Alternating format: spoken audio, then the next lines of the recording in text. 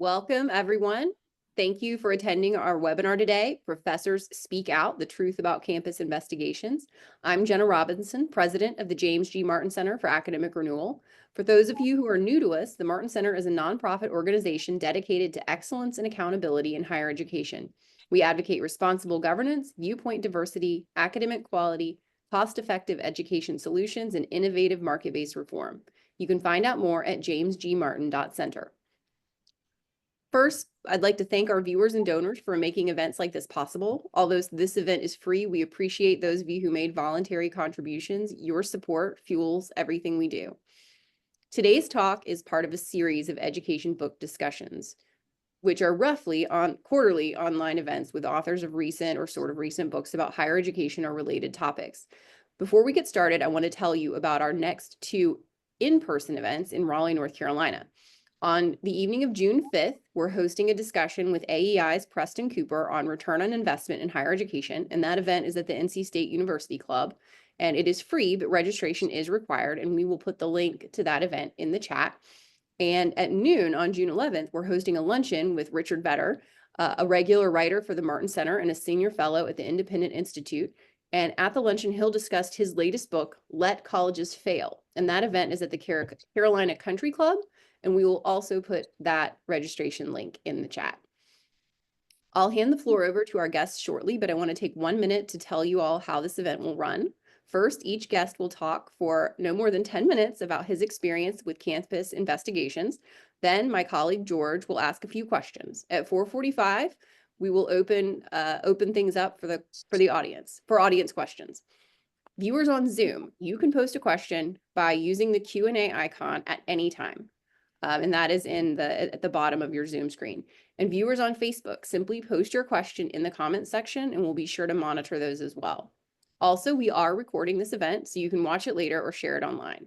We'll be sure to send you the link as soon as the video is posted. Again, thank you for being here and supporting our work. We hope to see you, some of you in person next month. So the book we're talking about today is Professors Speak Out, The Truth About Campus Investigations, a book by Nicholas Wolfinger, who is one of today's guests. Our other two guests contributed chapters to the book. Professors Speak Out showcases the stories of 22 faculty members from various fields, all of whom have been investigated by their own colleges or universities. Our three guests, as I said, are Nick Wolfinger, the editor. He is a professor in the Department of Family and Consumer Studies and adjunct professor at sociology at the University of Utah. Lee Jussim, social psychologist and distinguished professor at Rutgers University, where he heads the Social Perception Laboratory, and Dave Porter, a retired member of the Air Force with experience as academic vice president at Berea College, as well as a former professor of psychology and general studies. I will hand the floor over to Nick now, and then let Lee and Dave will follow. Thank you. Thank you. And thank you for that introduction.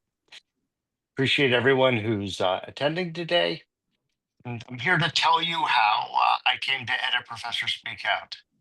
So I'm a tenured professor at the University of Utah, where I've taught since 1998. I'm primarily a quantitative social scientist who writes books about marriage and divorce and how they interact with our broader social institutions. And this includes a book on higher education and the family. My troubles at the University of Utah started long before I was first investigated in 2016. It began when I was up for tenure about 12 years before that. This was a very acrimonious experience that resulted in a split vote that had to be overridden by my dean. It had ultimately boiled down to the fact that I'm a researcher who also teaches, where I'm in a department of a lot of people who are deadwood, who are permanent associate professors who put a lot of stock in teaching, but not in research. So after this long, contentious ordeal, I might have moved on if the university moved on, but it didn't. Clearly, they still had it out for me. My salary was frozen below $70,000 for over 6 years. When I received the tenured offer elsewhere, my university didn't make a counteroffer, and I was denied tenure, the promotion to full professor the first time I was up for it. Anyhow, I was finally promoted about 10 years ago, and I thought I could put all this behind me and just get on with my research. I just published my third book at the time. Perhaps the university had moved on. Nah. In the summer of 2016, I got a call from a university apparatchik. The university was launching a Title IX sexual misconduct investigation against me. I had no way of knowing this would be the first of three investigations over the next 5 years. What had I been accused of doing? Most of the allegations concerned conversations I'd had with my fellow junior faculty members in the late 90s, soon after I joined the faculty. Uh, so here's my favorite, and I quote, "You have inquiries to female faculty members related to your proposal to your wife and how you proposed at a strip club during a lap dance." This is true, except for the part about the lap dance. I recorded my story to my three fellow junior colleagues, all of whom were women, off campus over drinks and pizza. Conversations were often off color, as anyone who's ever had a drink with a coworker might attest to. Now, if anyone in this webinar feels scandalized by learning I proposed to my ex-wife at a strip club, uh, I invite you to file a complaint against me. The University of Utah makes it easy with a website, and hold-on menus will accommodate even the laziest of accusers. So go for it. The allegations had a lot of stuff like this. But really, what I found most ominous were the allegations of an unnamed reporter who'd apparently phoned my academic department to complain about something I'd said. What reporter? Remember, I study marriage and divorce. So I'm a popular guy around Valentine's Day, and I've talked to hundreds of reporters in the course of my career. What had I said? I didn't have a clue, although potty mouth is a good bet, as you've probably already noticed. I don't know the answers to these questions, and I'll never know. Indeed, I won't even know if I had really said something offensive to a reporter or even whether she was actually a reporter. So it's really hard to imagine anything more chilling to academic freedom than the fact that anyone can contact your university at any time to complain about something you said. And if any of you are still upset about a bad grade you got in college, here's your chance to get even. 4 months later, I was found not responsible of sexual misconduct, but I wasn't out of the woods yet. Although it was irrelevant to the investigation, my investigators' final report went to some length to depict me as a lousy colleague. I rolled my eyes in faculty meetings. I had said fuck once, and so on. It was clear the investigation was trying to gin up source material for another complaint to originate somewhere else in the university administration. This indeed turns out to be a common practice. You're exonerated in a Title IX sex case, then you're punished anyhow. University regulations that include weasel words like collegiality really can let faculty be punished for anything at any time. But 2 months later, the new complaint arrived, and it was indeed about my collegiality. It recounted my, and here I quote again, hostile body language in faculty meetings. For this, the dean sought to fine me $5,000 and impose a formal reprimand. Never heard of a faculty member being fined thousands of dollars. Um, it came as a relief then when the vice president of faculty, who outranks the dean in the academic food chain, just realized this was all nuts and made the whole thing go away. Uh, Still, I'd learned an important lesson. In higher education, the investigation itself is often the punishment. You take it seriously when your tenured position is on the line. You have to write a lot of memos, so many memos. As of 2025, my university has inflicted over 50 pages of memos on me, and I was already out about $14,000 in attorney fees so far. So I tried to make lemonade out of the university's lemons. I spoke out publicly about what I had experienced. I did a webinar um, with a couple of scholars who'd studied Title IX investigations. And I started volunteering for FACE. FACE, or Families That Are Advocating for Campus Equality, is a nonprofit that does two things. It lobbies for better policies and it provides peer counseling. I became their faculty coordinator who talked to all the faculty who've been contacted. Um, This is let me know how many stories were out there waiting to be told. I can see I'm going to go too long. So I will quickly revisit my third investigation, which happened in 2020 over a tweet. Um, a woman tweeted that I was basically implied that I was a sexual predator, and I responded that students shouldn't talk to faculty like this. This is self-evident, so since we writing them letters of recommendation one day, or not in this case. Uh, Twitter, with all its COVID baked brains, decided I had threatened this student, and I was mobbed with countless people denouncing me and promising to call my university to complain about the monster in their midst. Unfortunately, this person turned out to be a graduate student in another department. There's really no way I could threaten them, right? What am I going to do? Call my colleague in poli sci and implore them to punish me because their student had sassed me on Twitter? But this was enough for the dean. And as a result, I finally had the trial by a jury of my peers. Uh, I'm lucky here. My hearing only lasted 3 hours, and it was still COVID time, so it was by Zoom. Teresa Buchanan, who contributed a chapter to Professor Speak Out, had a hearing that lasted 11 and a half hours, all in a single day, after which she was fired. The result of my hearing was that I was formally reprimanded. Um, Fortunately, the university has backed off since then. I helped that I had a new department chair who lived through the Cultural Revolution in China and is therefore wary of mob dynamics, and a new dean who is favorably disposed towards me. Um, and so things have been quiet with the university for the last 4 years. But I continue to speak out about what I experienced. If they want to investigate me again, great, I'll write about it again. Um, let me just end with what I wrote at the end of my chapter in Professor Speak Out. I'll pass this on to Lee and Dave. So here's what I wrote. It's a privilege to be editing this volume and contributing a chapter to it. For all its faults, academia is the only profession that allows its members to publicly criticize their employers with virtual impunity.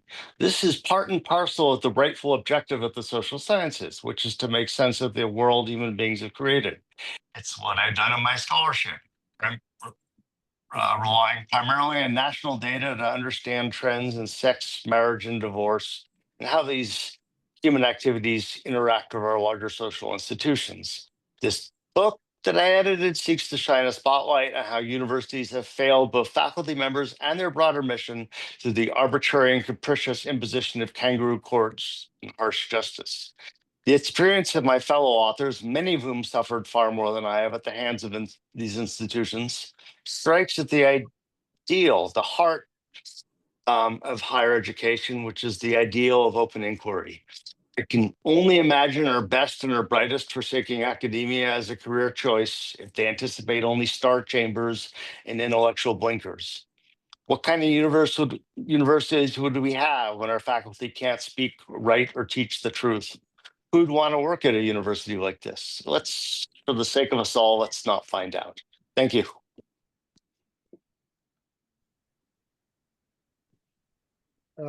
Do I am I next? Is that the order here? I think you're next. Yes, Lee. Okay, so just continue. We'll do Q&A at the end. Is that the Right. Okay, all right. So I actually have two different stories of investigations in Nick's books, but to keep this to 10 minutes, I'm only going to tell one of them, though I'm happy to talk about the other one. This one is the story of how Nate Honeycutt, who is a former grad student of mine, and is now, and this is like this is the greatest revenge, ever. He's now a research scientist at FIRE, the Foundation for Individual Rights and Expression, doing work on free speech and academic freedom. It's the story of how he and I were investigated and investigated and investigated by the Rutgers IRB for nothing. And how is that possible? You're about to find out. So Nate joined my lab as a grad student in 2016. By 2018 or so, we'd begun collaborating on surveys that investigated political bias and radicalization among higher education faculty. This was also the subject of Nate's PhD thesis. And I'll come back to all that in a minute.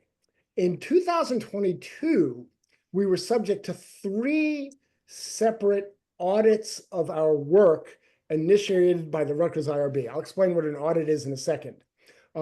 These involved an outside investigator who was charged with performing a, quote, for cause review of our research. For cause means like they have reason to believe something bad was happening. So the first time this happened, we just were befuddled. We were deer in the headlights. We had no idea what was going on. And the IRB kept us in the dark about the precise nature of whatever. There was some complaint. They told us there was some complaint against us by one of the participants in one of the studies, but they didn't give us any details about it. So I'll get to that. They put through all these requests for documents and data, and we just complied because we didn't have anything to hide. Okay, so that was the first time. Then, not too long after, we were notified about a second audit for a completely different study. And not too long after that, there was yet another one of our studies was being audited. So this is 3 audits. I mean, I've been at Rutgers since 1987. But before this sequence, I'd never had any investigation by the IRB. Okay. We later discovered that the Rutgers IRB, had received some bizarre complaints about our surveys. They had been told that our survey questions were biased, offensive, and being used to draw conclusions to support a political agenda. Those were the accusations. I'll talk more about that in a minute also. We were never told who made these complaints, nor even saw the text of the complaints. So we don't really know what the exact complaint was. And nor were we told which questions in our surveys were accused of being some form of problematic. Okay, but so this is the deal. At Rutgers, and my guess is this goes well beyond Rutgers, but what I know is Rutgers, whenever there's a complaint by a research participant in an IRB-approved study, they always trigger this sort of full investigation, no matter how ridiculous the complaint. This is like required by the rules. So these outside investigators, the auditors, required us to produce documentation of every single aspect of the 3 projects: the data, the research protocols, the informed consent forms, recruitment materials, survey instruments and questionnaires, data analysis, and records of all communication with any participant, even ones who simply contacted us, say, boy, the study was really interesting. When it's done, can you send me the results? We had to track all that down and compile it and give it to the investigator. Now, of course, that was a mess. So they also asked us to create explainer documents to accompany the material so that they could figure out what is what. Over the course of the 3 audits, we produced over 3,000 pages of supporting documentation.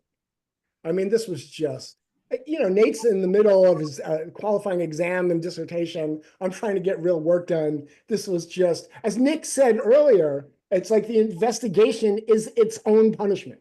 Okay. There were also interminable phone calls. We spent more than 5 hours at meetings with the auditors explaining things. The audits took nearly 6 months, from February to July 2022. And as far as we can tell, this served no constructive purpose that we can determine. It was just a tremendous waste of time and effort. No, of course, none of the investigations turned up anything. Each time the auditor reported that, quote, there were no regulatory findings discovered during this review as the study followed the approved protocol. But this is obvious. It should have been obvious without an investigation. And it's even worse because the complaints are the metaphorical equivalent of receiving a ticket, a speeding ticket, for going 54 in a 55-mile-an-hour zone.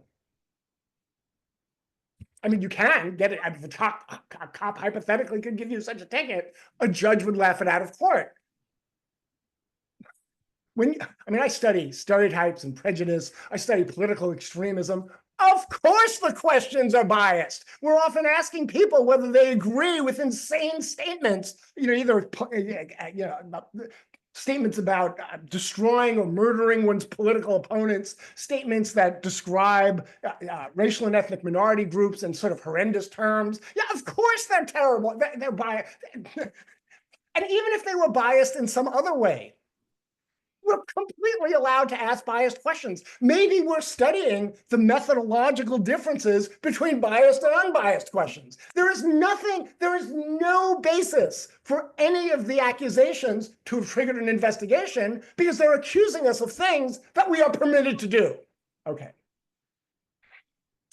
So let me give you some examples of the kinds of questions we asked. So one of the questionnaires assessed left-wing authoritarianism. Here are some of those questions. All political conservatives are fools, and people are asked how much they agree or disagree with that. If a few of the worst Republican politicians were assassinated, it wouldn't be the end of the world. It is important that we destroy the West's nationalist imperialist values. This is a classic left. This is the questionnaire was developed by a classic study from 2021. It's got a zillion citations. It's like the workhorse questionnaire to assess left-wing extremism at this point.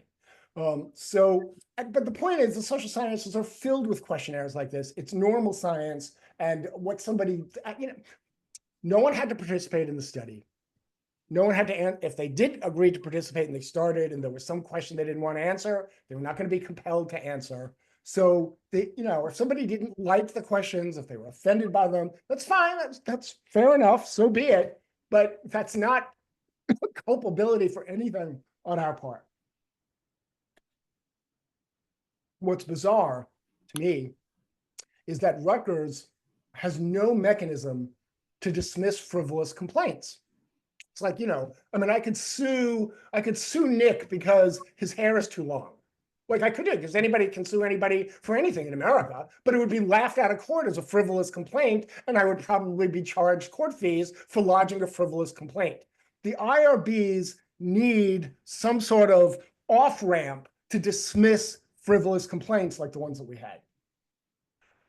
The point, though, is that it was pretty clear, or at least we strongly suspect, that some of the participants in the study, because we were studying faculty participants, there's a the American faculty skew heavily to the left with sort of a massive overrepresentation compared to the American population of people on the far left. My guess is, we don't know this, but my best guess is some of them picked up what the study was about and it pissed them off. They didn't want their left-wing extremism exposed, which is fine. That's fair enough. But again, there's no culpability in us for studying that. But what that means is that the entire system can be gamed by malevolent actors with vindictive motives. That once they realize somebody who believed and assumed this is what we were studying, this is a way they could come after us. The system needs to be able to avoid that.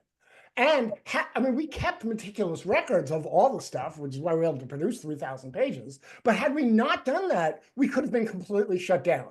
And Nate was by the third one. He was in the middle of his dissertation, and it would have been a disaster. It turned out that it was merely a royal pain in the neck, not a disaster, but it certainly flirted with disaster. IRBs were originally designed to ensure the ethical treatment of research subjects. That's completely reasonable. They have a role to play, since researchers shouldn't be allowed to do harmful or risky things to people without their consent. But with rare exceptions, those kinds of ethical concerns are irrelevant to the kind of social science questionnaire research that I and my lab conduct, which basically involves people asking participants to answer questions, which really does butt up This is not in the discourse for the most part. This butts up against the First Amendment. Rutgers is a state university. It's the government. If I wanted to ask anyone here how much they think, it's like okay to kill Republicans, the government can't tell me not to ask that question. And if you choose to answer that question, the government can't tell you not to answer that question. And then if I want to tell the world your answer to the question, the government can't tell me not to tell the world about that. But if it's in the context of potentially presenting something for publication, it can. And I don't know the solution to that, but this is the IRB regulations, as far as I can tell, butt up against the First Amendment. And I would love somebody to bring suit on this basis. Okay. The bottom line, though, is that the IRBs are routinely exceeding their mandate, which is to do sort of basic ethical protections from unnecessary harm to research participants. But they are also clearly now violating academic freedom. Until there is some way of reining in these runaway IRBs, nothing's likely to change. In fact, it's probably only going to get worse. I recently learned that Rutgers is applying, there's apparently an IRB accrediting agency that has all sorts of standards that go way beyond, the main, for years, the standards for ethical treatment are laid out in something called the Belmont Report, which has 3 ethical standards: respect for persons, beneficence, that is the research should be accomplishing at least something potentially worth knowing, and justice. And justice is not social justice, it just means basically treating people fairly. Okay. IRBs have gone well beyond this mandate that they justifiably have from the Belmont Report. And until there's some way of reining them in, it's just likely to get worse. The lack of an off-ramp is a serious problem. It feels to me like it's a tractable problem. There should be a mechanism for dismissing frivolous complaints without leading to these crazy investigations. Neither of these things, having an off-ramp, restricting the IRB to the Belmont Trilogy, are really that hard to implement if the will was there. But as far as I can tell, the will is not there. Thank you. All right, Dave.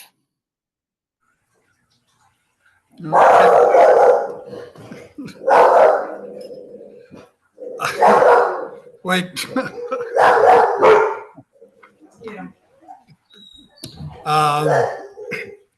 Timing is everything.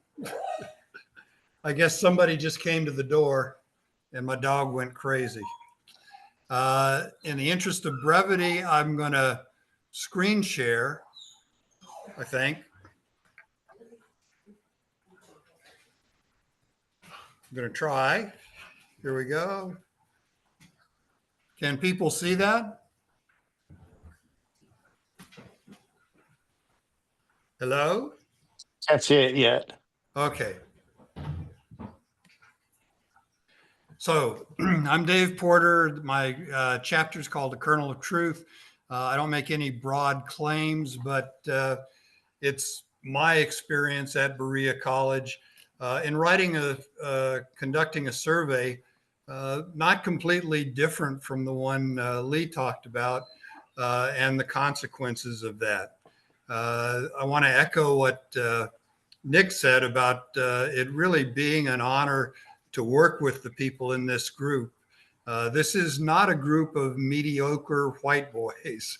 I knew about a third of the people who had contributed chapters and just had tremendous respect for all of them. I've known Lee for quite a while, and I knew him by reputation first. His presentations at the Association for Psychological Science were always among the most popular, the best attended, and the most provocative.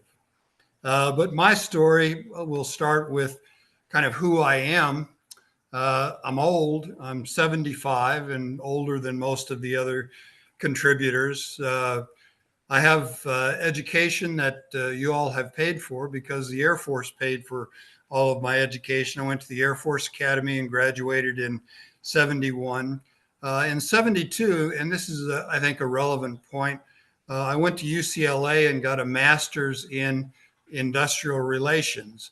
And part of that master's degree was a study of the 1964 Civil Rights Act, which defines discrimination and hostile environments, and really is the foundation that much of the DEI and Title IX was based on. The Air Force selected me, and Oxford University selected me. And I got to go to Oxford and spend 3 years studying experimental cognitive psychology. So I had as one of my colleagues put it, my academic career was so well-rounded, it was pointless. So my Air Force career, and I've spent 34 years in the Air Force altogether. I was a rescue helicopter pilot and had the good fortune to be in a unit that was very distinguished and won the distinction of the best rescue unit in the Air Force. I was also an aircraft maintenance officer, and my unit won the Dedallion Award for the best aircraft maintenance in the Air Force. I also qualified under the Career Advancement Program. I earned qualification as a race relations instructor and EOT officer. I've conducted maybe half a dozen investigations in my role in the Air Force for equal opportunity and treatment. So I had some idea of what investigations should be like.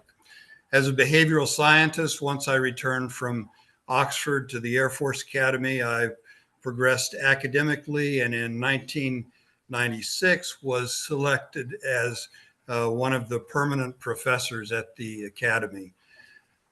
As an educator, I've always been very student focused. I have about 75 refereed publications and over 100 workshops and presentations. Student ratings have always been good. At Berea College, after I stepped down as an administrator and returned to the classroom, I was selected as the outstanding advisor in 2007 and the best labor supervisor in 2008.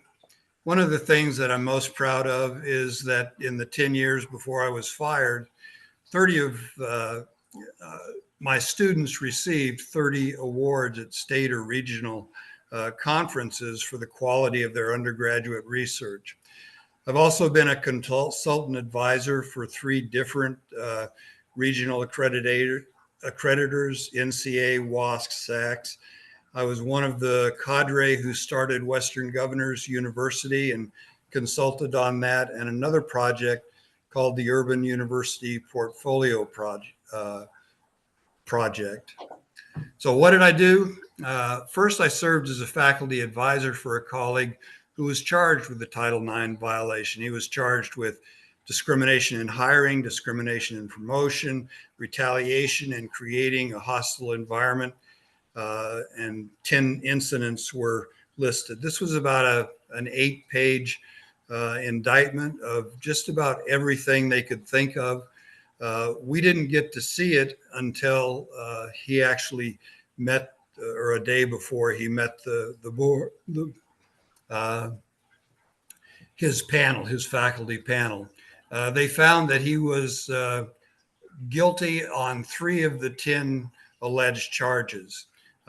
There was never a formal report about what came out. So on social media, he was just pilloried. And as the grievance put it, they were supported at every level. But what they don't say is over 95% of the charges they made were not supported.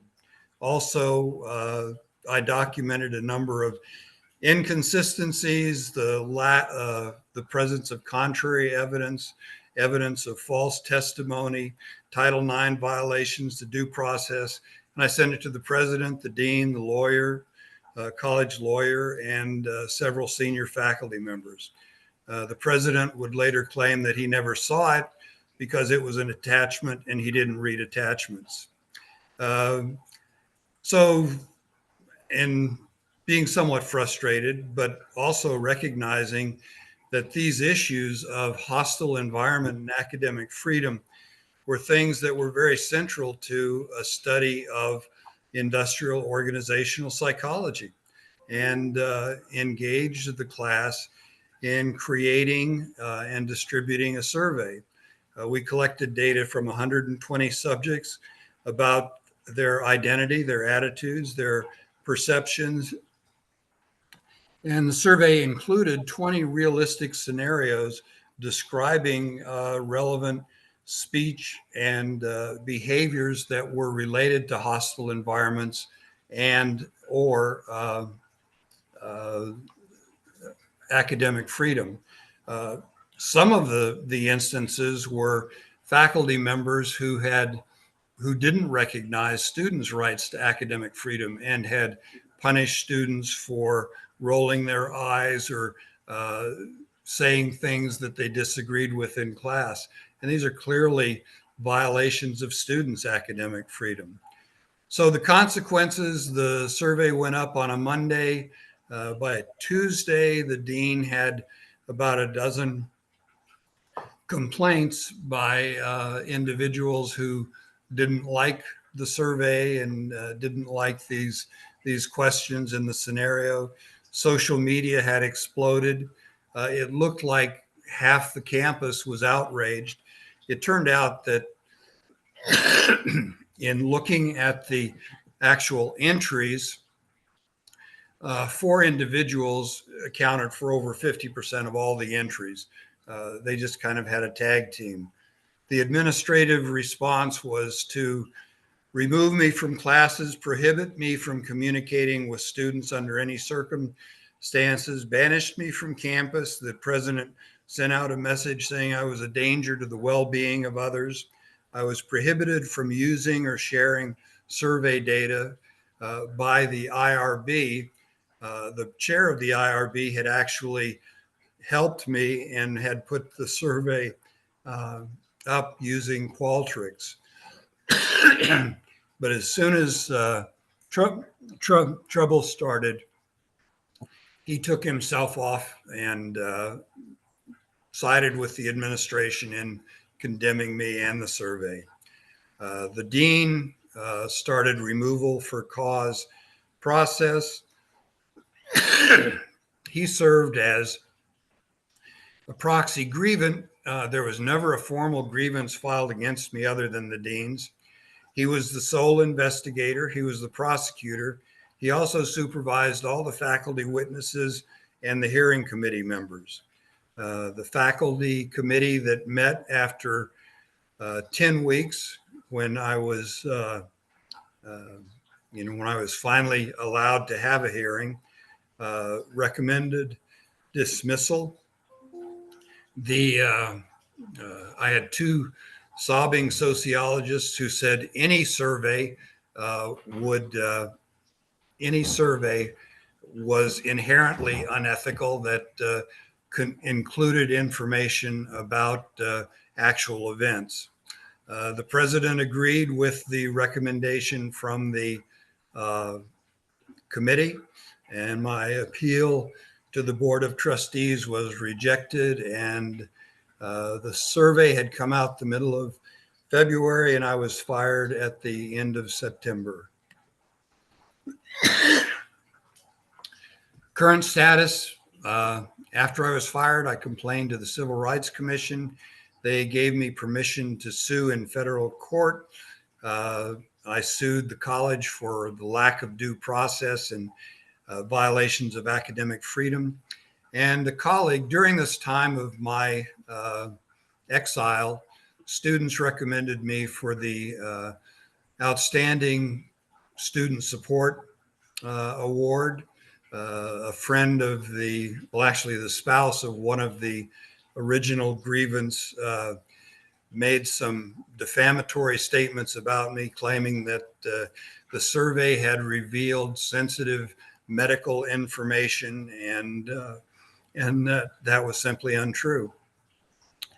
So that began a 4-year process. There were COVID delays. We, in the process of discovery, trying to get documents, We got thousands of pages from the college. It looked like they had been intentionally randomized. They often didn't make sense. It took a lot of time to figure them out. We also found out that the college had got an encryption program because as having served as an administrator and having many colleagues, they were worried that anything they said might leak out. So any discussion of my case or me was encrypted and kept top secret.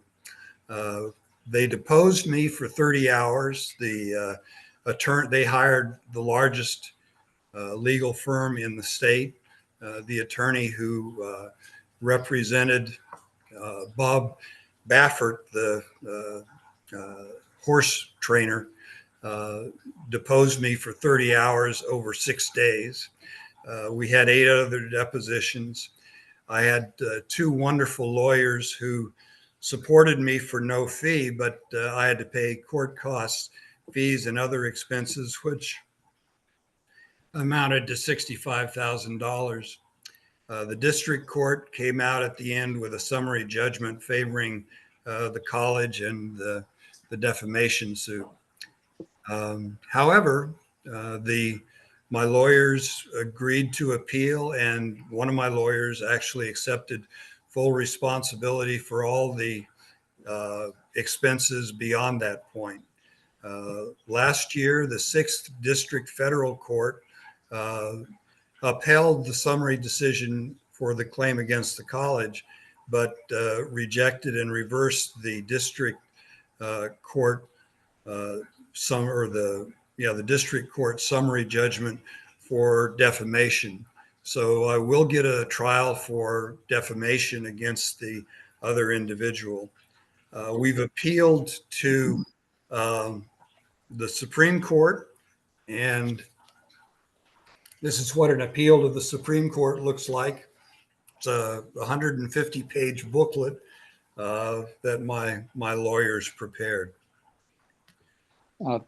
Thanks, Dave. I think we've taken up about all the time we can. Let's move on to some questions. Okay. We have some from the audience. Let me pose a quick one, though.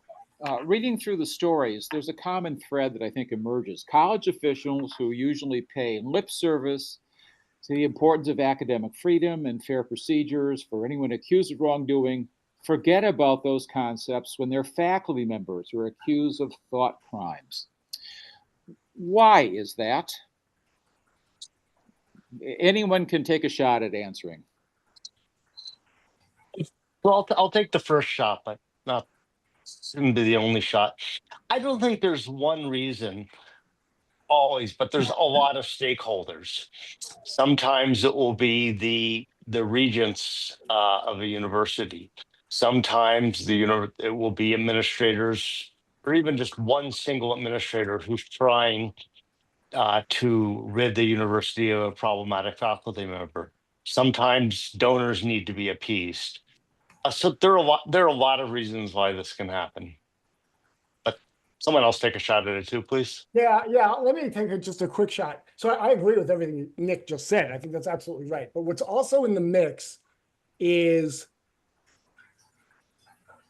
as far as I can tell, until recently, and I think it has actually begun to change recently, few faculty or the administrators who often start out faculty and then move up into chair or dean's or provost positions seriously think about academic freedom or free speech. It's like they're academics, they're publishing, they're administering, they're doing admissions and promotions, and there's just, it just doesn't come up. It's actually Jay Bhattacharya, current head of NIH.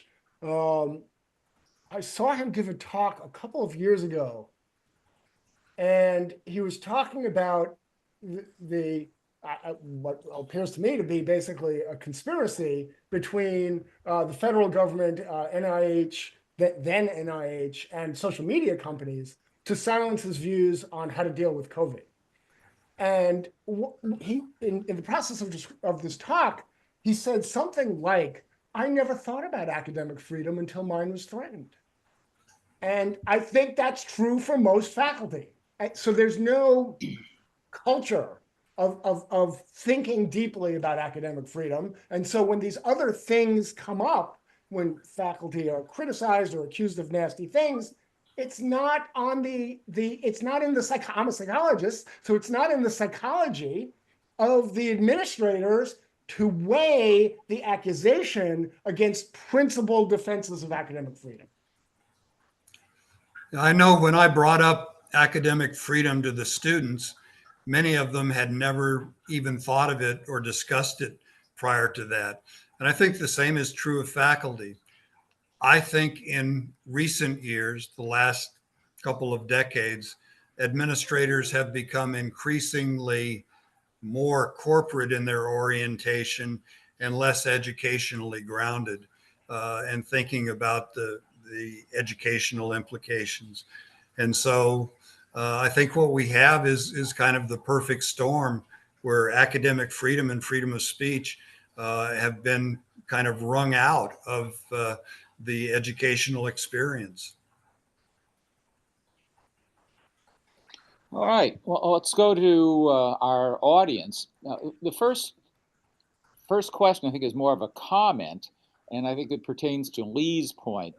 The comment is, isn't it true that fighting the IRB bureaucracy inhibits research? Funny you should ask. So I have what I think is not completely unique, but this very unusual ability to transform this nonsense into conventional academic research productivity. And an example of that is Nick in this book. So that's not me, that's Nick doing it. But Nick was investigated all these years and said, screw it, I'm going to turn this into a piece of my scholarship. So I've been doing that for a long time. The most recent manifestation is I was on a panel on investigations, kind of like this. It wasn't built around Nick's book, but Nick was part of that panel. And there were other presenters on this panel.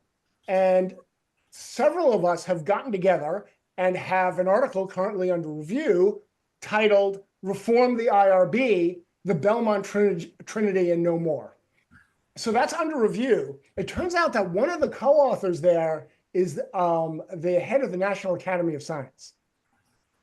And she committed to, after the paper is accepted, we don't know what, it's probably going to be accepted, but we don't know that, that she was actually going to bring that paper to Doge and lobby them to institute federal rules to strip back some of the IRB's overreach. I don't know what's going to come of that, but if the question is, isn't it true that fighting with the undermines research?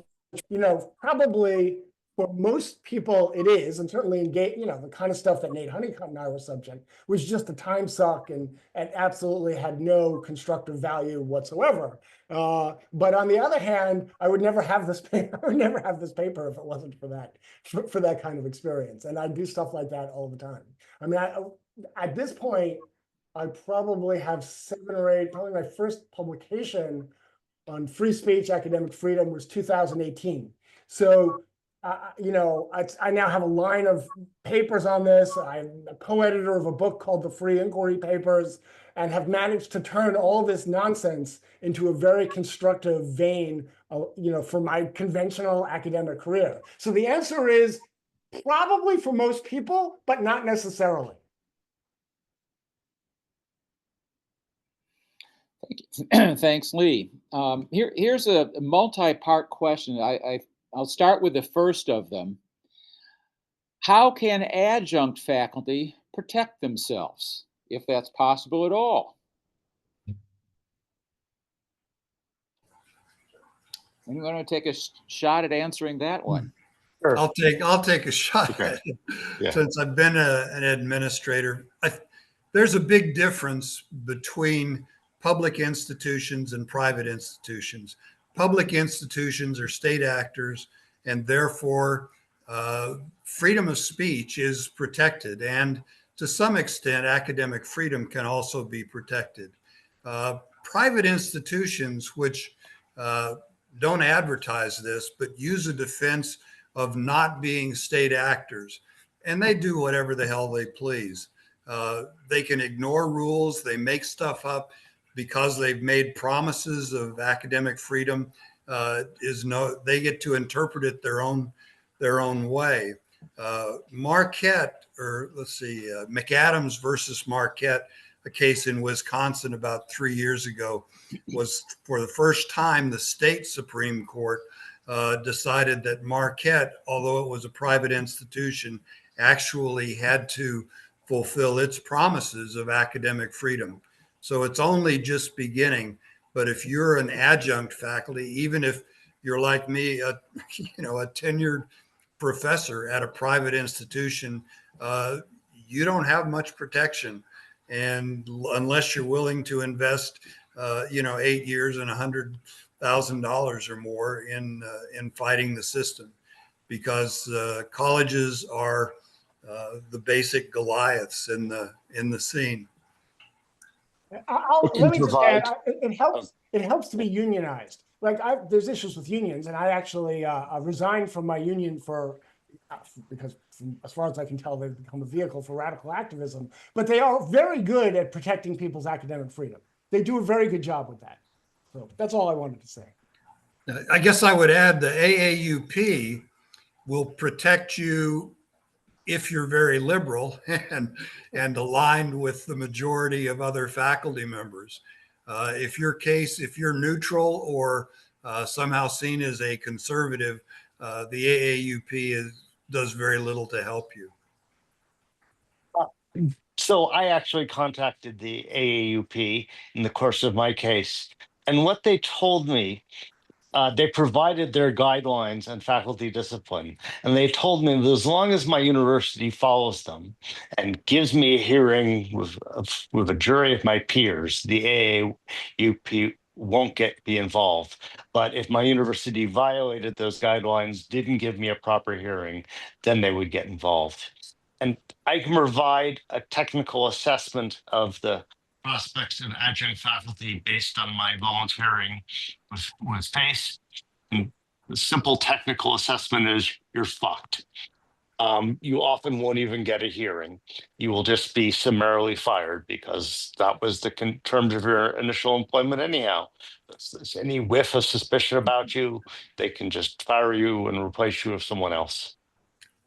Yeah, and in my case, the local AAUP chair wrote to the president and assured him that they wouldn't be representing me, and just for good measure, canceled a scheduled open debate on academic freedom due the month after my case occurred.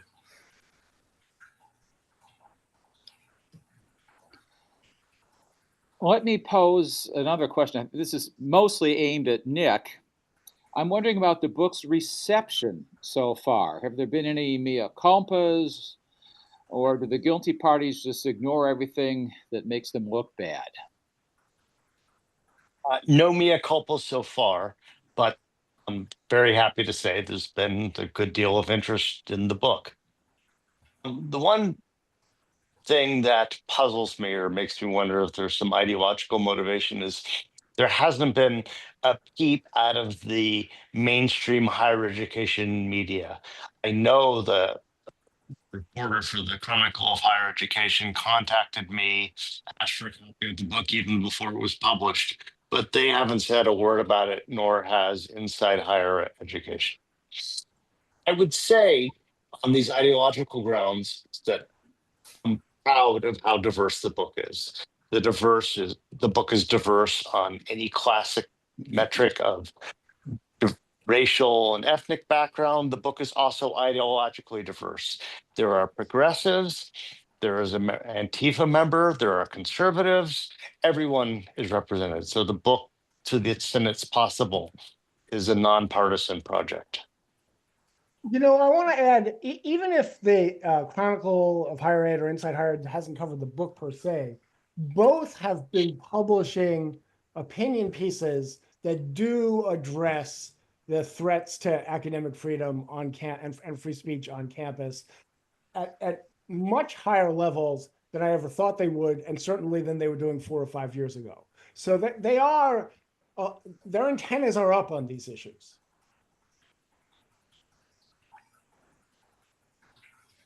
And they're better than most academic Yeah. outlets. I mean, Yeah. they're the news reports Yeah. about academia, in contrast to academia itself, which, as far as I can tell, is pretty much the same as it's been for a long time. The one reason for this is, there was a time when heterodox or conservative faculty were more likely to be disciplined. This was several years ago. Then after the Hamas attack, a lot of, as you all know, a lot of faculty members had strong feelings, and there was a wave of academic freedom transgressions aimed directed at progressive faculty members. And so this is why the progressive campus media is more interested in these events. We have time, I think, for maybe one more question. And this question pertains to religious schools. If the religious requirements, like a confessional requirement, Catholic, evangelical, mainline Protestant, does that seem to have any effect on the instance of the problem of faculty being called on the carpet? Anyone have any thoughts about that? I do. From what I have seen, academic freedom protections at these schools are far weaker than they are anywhere else. Indeed, if you look at the AAUP's list of censored universities, there's a large number of religious schools there. I want to add one thing about someone who was originally going to contribute to the book and then pulled out, where he was at a religious school and his university had fired him. It had also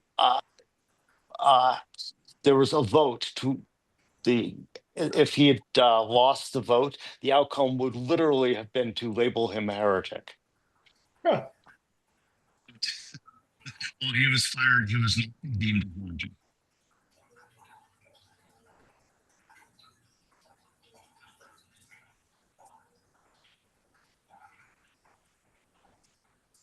Perhaps we have time for just one more question. Can any university which accepts funds from local, state, or federal sources not be forced to comply? Oops, I lost part of that question. Disappeared. Sorry, folks. That one disappeared. Okay, I think I read it. It was, if an institution accepts federal funds, how come they aren't required to comply with the same rules regarding academic freedom as a public institution? That's exactly what my case or our appeal to the Supreme Court is, that they should not be able to avoid it. But there was a decision in, I think, 1954 Sweezy that said private institutions should be given broad deference from judicial review. However, Justice Frankfurter also said when they're defending academic freedom, the issue is when a private institution acts in such a way to limit academic freedom, are they due the same deference and can they avoid judicial review? So we're hoping that the court will decide no, they can't, and basically they are accountable for freedom of speech and providing academic freedom. Well, I think we've hit 5 o'clock, so thank you to everyone who participated, and good luck with the book. And if we see another book from you, Nick, let us know. We'll be interested. Great. Well, thank you for hosting this webinar. I appreciate it. Yeah, thank you. Bye. Sorry about the dog. We all have dogs, Dave. Yep. Thanks very much, everyone. Bye. Bye-bye.